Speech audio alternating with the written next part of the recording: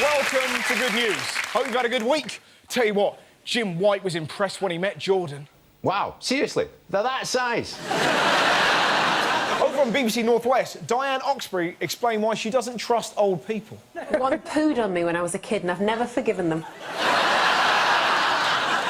Between you and me, I'm not sure that Brian Appleyard is as smart as Jeremy Paxman thinks he is. Brian Appleyard, you're a clever guy. I mean, wouldn't you rather be cleverer? I don't know what that means. Over on ITV, they interviewed a man with a hand growing out of his back. I don't know, I'm not a water specialist, but it wouldn't be for me, I wouldn't go in myself. And finally, if you're interviewing the Dalai Lama, don't try to tell him a joke. The Dalai Lama walks into a pizza shop. Cosa shop? Pizza shop. Pizza? Pizza shop, yes. Yeah, pizza shop. And says, "Can you make me one with everything?" That's all. Oh, yes. Do you know what I mean? Can you make me one with everything? Theoretically possible. Oh, I knew that wouldn't work.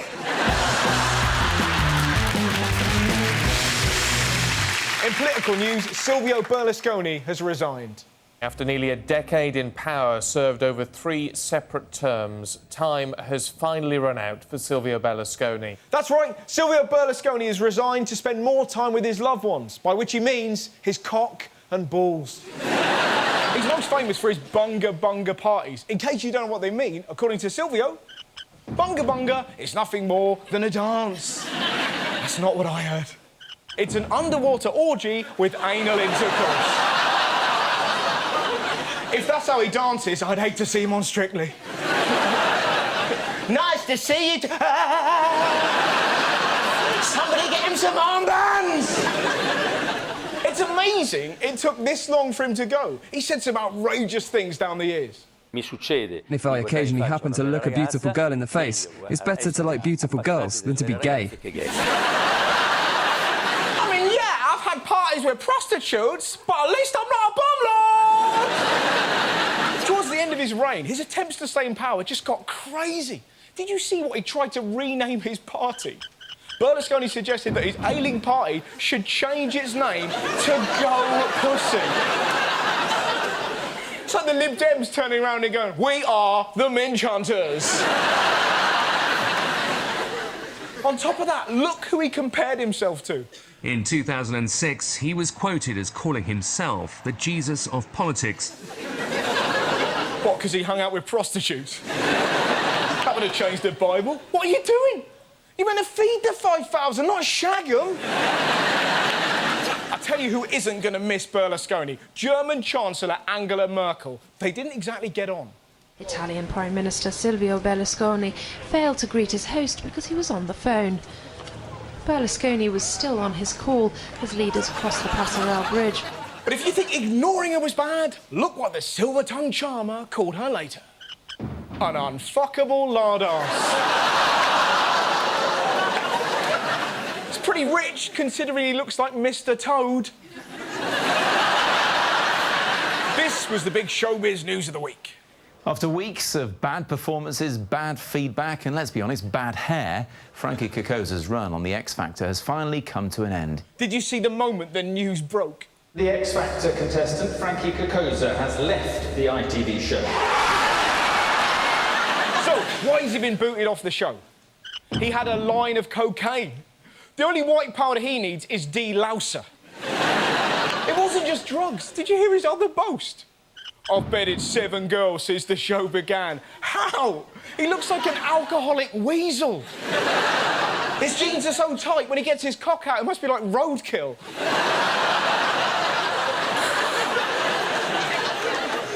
To be honest, I don't care if he took drugs. If I was in charge of the X Factor, I'd have them all on drugs. At least it'd make the show interesting. Imagine Louis Walsh watching this on acid. You fall in love,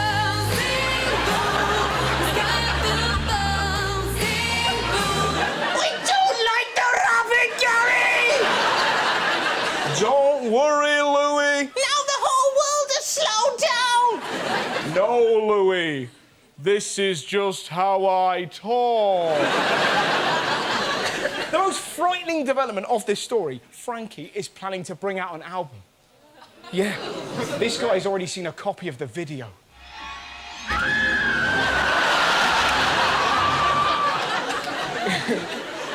In sport, it's sad news for Geordies.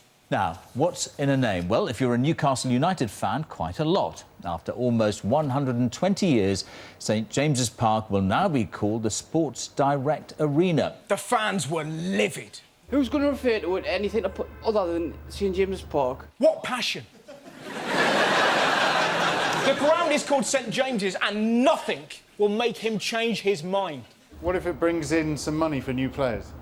Aye, well, that'd be all right, like, aye. Fuck it, man. If we buy Wayne Rooney, you can have a jump on me mum. Most of the supporters were furious, but here's a tip. If you want to get your point across, don't dress as a barcode. We're filling his pockets to come to the matches every weekend, and he's digging this door. No one's taking us seriously, yeah? Because you look like a badger's nutsack.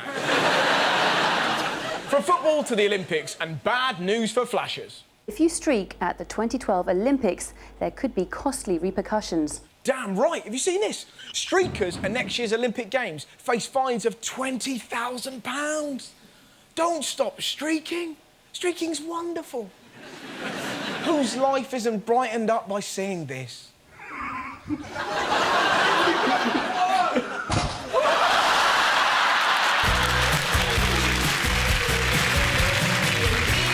Some brilliant crime stories this week. First up, a story from Huddersfield about an idiot. A 31-year-old man was tricked out of 200 quid when he paid for an iPad that turned out to be a bag of potatoes. How thick can you get? Mum, look, I've got an iPad. Dave, that's a potato. Right, I'm phoning the police. They're not answering, Mum. Dave, you're holding a carrot. Unbelievably, in case anyone else was fooled, look at the handy diagram the Yorkshire Post printed. But there's going to be people like, oh, right! I thought this shepherd's pie tasted a bit iPad-y. So who was selling these potatoes? The suspect was a chubby white man in his 40s who had dark blonde hair and an Irish accent. I mean, we all know who that was. Mind you, if you think mistaking an iPad for a potato is thick, check out this criminal trying to evade the police. When he ran from police, the suspect climbed onto a roof. Instead of giving up, he started jumping from roof to roof, trying to get away from police. Surely they'll never catch that unstoppable ninja. Seconds later, here he goes. He came down.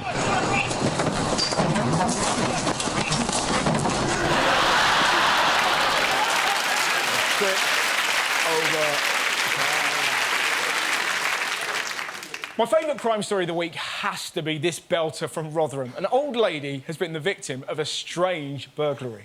Yes, the moral of this story is do not mess with 79-year-old Barbara Gamston and keep your hands off her meerkats. Back where they belong, in the arms of Barbara. This trio of meerkats mean a lot to her. Someone has stolen an old lady's plastic meerkat. Look at the blow-the-budget Hollywood-style way they showed this terrible crime. And unbeknownst to Barbara, spirited away to a house a couple of miles away. But a tip-off from a friend led her to them. They sellotaped it to her camera. If you think the way they showed it was good, check out what Barbara said when she found out someone had nicked her beloved meerkats. When my daughter Samantha came, she said, "Mother, your meerkats have gone." So I politely said, "Blow me."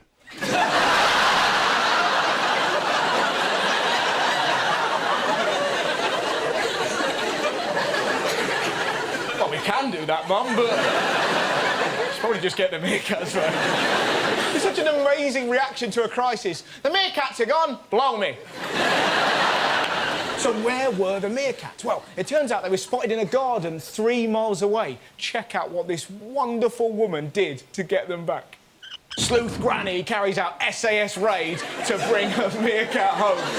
An SAS raid? Margaret, cover me. Linda, fetch the zip wire. If I die, tell Titchmarsh I loved him. Despite her plan, It was a tragic incident. Sadly, not all of them made it. The trio was once a quartet. One meerkat was chewed to pieces by an unfriendly dog during the escapade.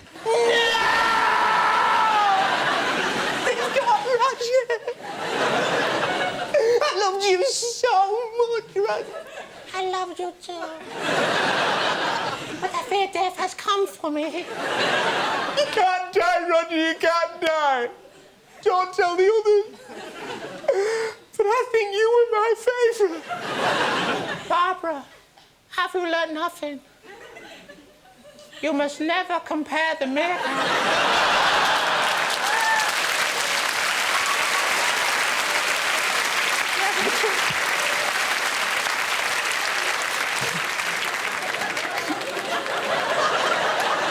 Have we taught you nothing, Barbara?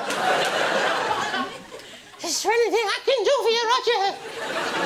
Before you die? Blow me.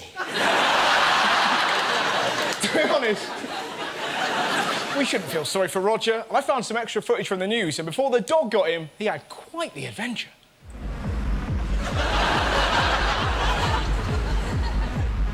Not tonight, pal. Oh!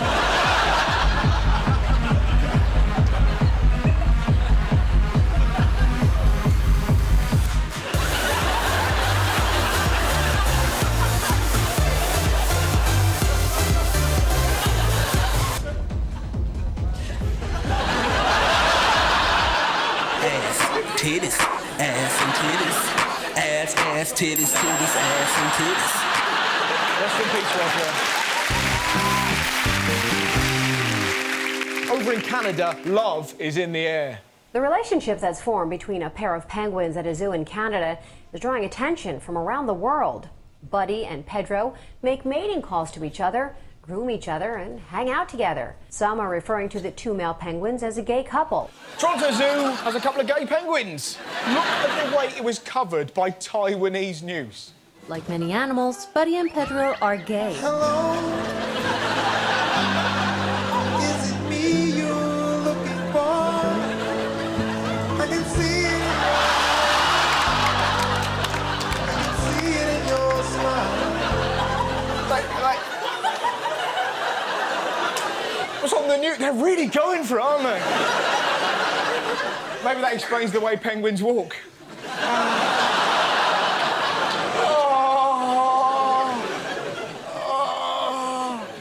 Luckily, they're surrounded by ice. Unfortunately, there's been some heartbreaking news for Buddy and Pedro. Zoo to split up gay penguins. It's so sad, isn't it? Apparently, a Hollywood film is already planned.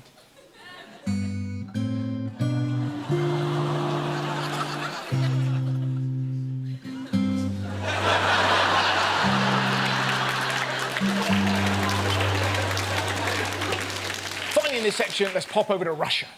It's hard to believe this road in Moscow, Russia, was the scene of complete chaos on Sunday. Chaos? Bloody roadworks, I suppose. A drunken, naked motorist sped through the city, crashing into 17 cars. That is how you lose your licence. I was doing 34 in a 30. I drive car with dick. I'd make you getting Grand Theft Sex Pest.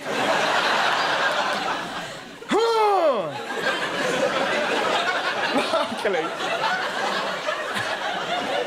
I don't know what that was, right? Luckily, nobody was hurt. So, what happened to this bloke when the police caught him? Did they put him in jail? No, they led him on the floor like a shaved bear. Now, what we do? Look at him! He's like Mr. Blobby's pissed brother. In fairness, you do get a little crazy after an accident. Check out this bloke from Arizona. This has to be the most animated description of a prang ever. All of a sudden, I was just minding my own business. Bam! Hit me hard right from the back. I was glued to my seat. I was like, whoa! I could see the car in front of me. I was about to hit him, so I kind of veered off this way. Boom, boom, fire, smoke, everything. And it was blowing. It made a big loud noise, like boom. The wires come down, boom, and then arc, bam! That fire was coming out. It was sparking, blowing up. It was like a big rainbow. Boom! It was coming up. Boom, boom.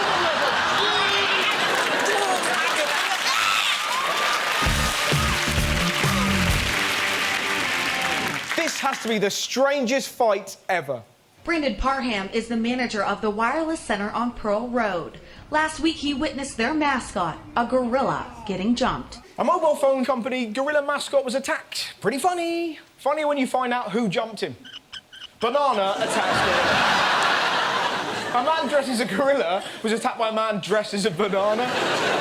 Listen to the way the shop manager describes the tussle. The kid in mid-air flying like this, like something like a Spartan from 300, kind of, except he was a banana. Brilliant, isn't it? This poor bloke just can't get his head around it. The gorilla will recover. As for the Wireless Center, they think the whole situation is Bizarre, I guess. Not normal of the food chain. Tell me about it, mate. It's a nightmare when your food fights back.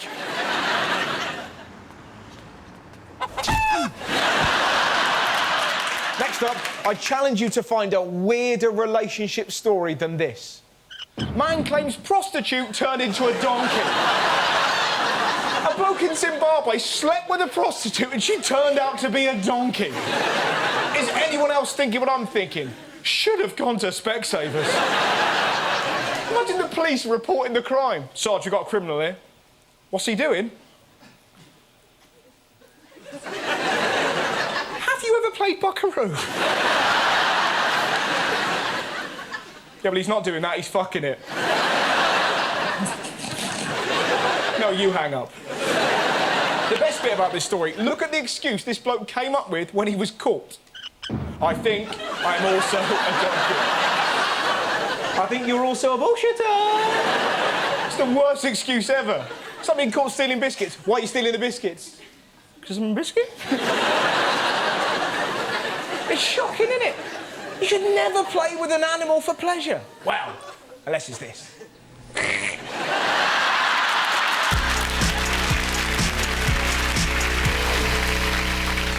Now, this is the part of the show I genuinely don't know anything about. There's going to be a mystery guest who's been in the news, and I have to figure out who that person is. So, please welcome my mystery guest!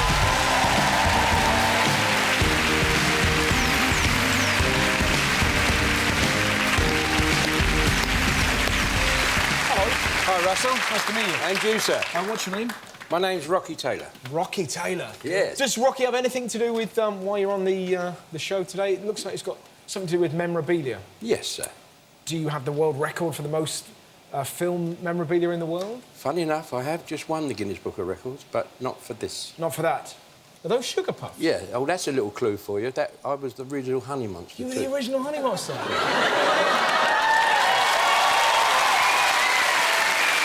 Tell them about the honey. I thought that was Pat Butcher. No. There's been a lot more since, but I was the original. What was the line? Because people probably didn't hear that. Tell them about the honey, mummy. Have you ever used that line in your personal No, sir. life? So I've guessed. Is that why you've been in the news? It's sort of why I've been in the news, but that's not the reason for being in the news. Have you been an extra in all these... No, not an extra, no. Have you been in all these films? I have been in all these films. You're going to have to give me a clue, I don't know. I'm going to show you something later, a fight scene. You're going to be involved with me in a fight scene. You're a stuntman? Yes. Yes, you've been... are you the world's... you're the most stunts ever? No. You've not done them? Just fucking tell me. What is it? Go on. Well, I'm the most experienced stuntman around at the moment. This is my 50th year as a stunt performer and stunt coordinator. Well, there you go. That's worth a round of applause. Have fun. Can I have a look at you in action? Well, what we're going to do, if you don't mind, sir, is Yeah. we're going to make you have a little fight scene with me. A fight scene? Well, Yeah. It's about time we did that. And there's a little clip we're going to show you. If Sweet. You want to have a look. Let's have a look.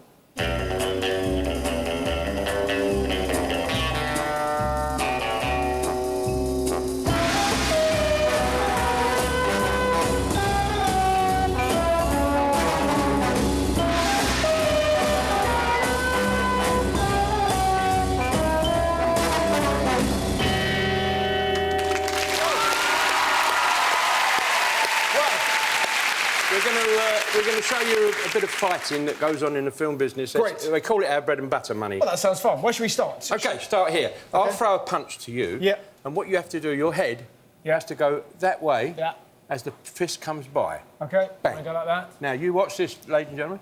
Now, watch that now quick. Yeah. Bang! That looks like I've hit you. Yeah. Right? So that's... The first one is that. You're going to do that to me as well. Yeah. That one. Yep. And then we're going to come into there.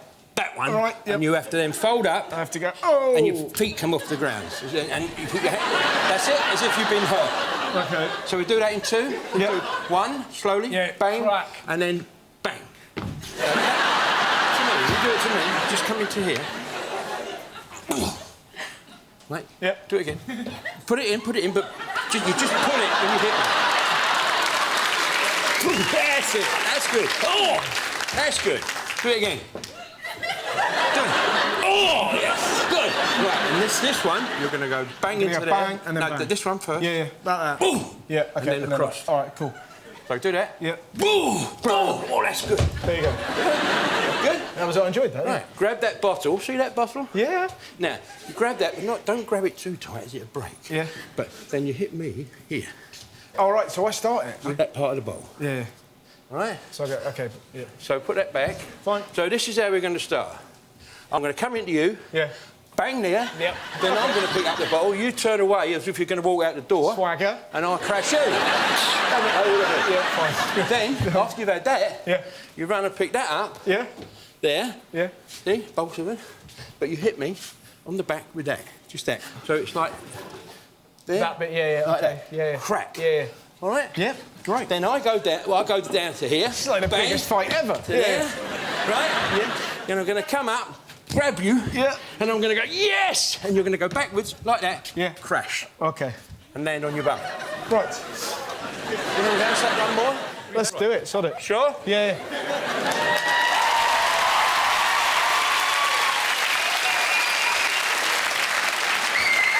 Yeah, get warmed up. Oh.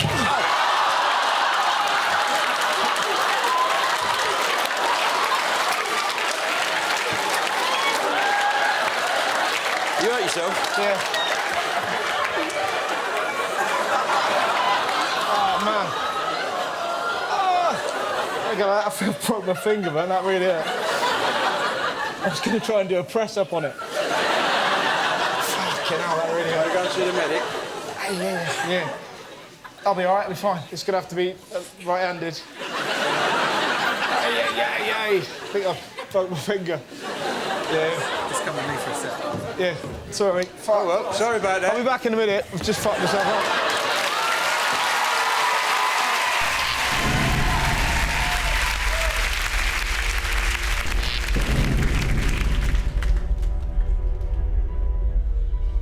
So, hey, you.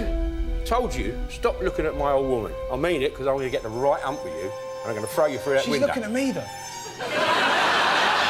I'm telling you, don't do it. Tell her. Tell me, you son of a bitch. Oh!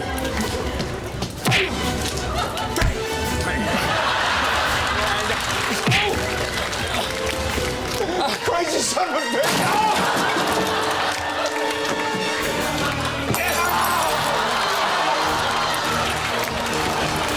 Grab me,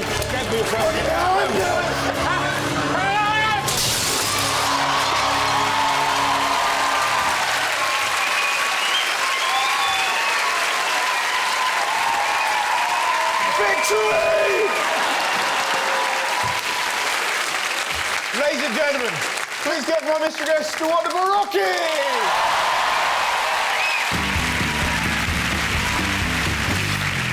Have a look at this story about a group of eco-warriors who make you proud to be British.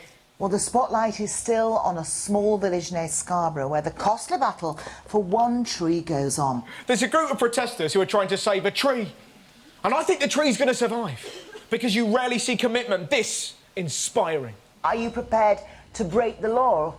Well, we'll see. So you're not saying no? And I'm not saying yes. Defiance! He's not the only brave soldier willing to risk his life. What are you going to do if just someone says, you've got to get out, we're here with the chainsaw? Well, I'll obviously get out. I'm not going to get squashed or get flattened. I'm not stupid. He's such a hero. I'll tell you what, with passionate warriors like him, there's no way that tree is going to be chopped down. In fact, one day, I'm going to take my grandchildren to see that very tree. And just over an hour ago, the beech tree hit the ground with an almighty thud. Fuck it, Disneyland it is. So, what's going to happen to this fallen tree? Well, some of the protesters here today have asked for part of that tree trunk to be saved for them. They want to turn it into a sculpture or perhaps a memorial plaque. And I've seen the sculpture. This is definitely the most surprising statistic I've learnt this week. Who took the cheese? That's the question a lot of retail stores are asking. A new study from the Center for Retail Research found that cheese is the most stolen food in the world. Apparently, police are looking for suspects. I bet these two are shitting themselves.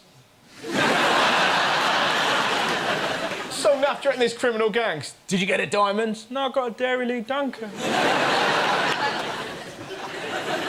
I'll tell you what, if prime gangs are stealing cheese, there's going to be some confusion. You idiot! I told you to get me a mini baby bell!